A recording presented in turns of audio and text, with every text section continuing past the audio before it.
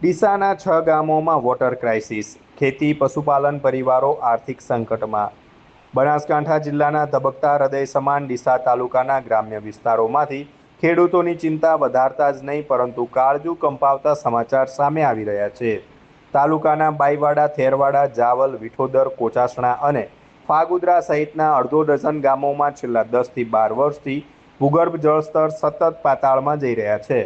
એક સમયે ખેતી અને પશુપાલનથી હરિયાળા ગણાતા આ ગામો આજે પાણીના ટીપા ટીપા માટે મુરઝાઈ રહ્યા છે.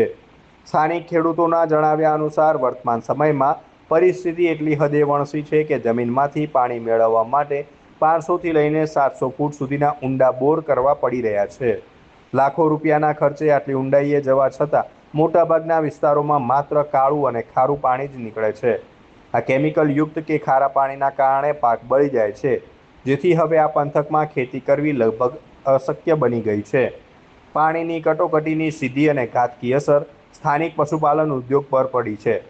અગાઉ જે ખેડૂતો પોતાના આંગણે 10થી 20 પશુઓ રાખીને શ્વેત ક્રાંતિ સર્જતા હતા, તેઓ આજે પાણી અને લીલા ઘાસચારાના અભાવે માત્ર 2થી 3 પશુઓ રાખવા મજબૂર બન્યા છે.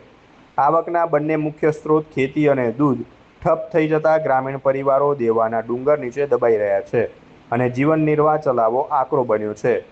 ચિંતાતુર ખેડૂતો અને અગ્રણીઓનું કહેવું છે કે જો સરકાર કે નર્મદા નિગમ દ્વારા આ ગામોના તળાવો ભરવા અથવા કેનાલ આધારિત પાણી આપવાની કોઈ કાયમી યોજના તાત્કાલિક અમલમાં નહીં મુકાય તો આગામી દિવસોમાં લોકોને રોજગારી અને જીવવા માટે માલ સામાન સાથે વતન છોડીને અન્ય શહેરો તરફ સ્થળાંતર કરવાની ફરજ પડશે.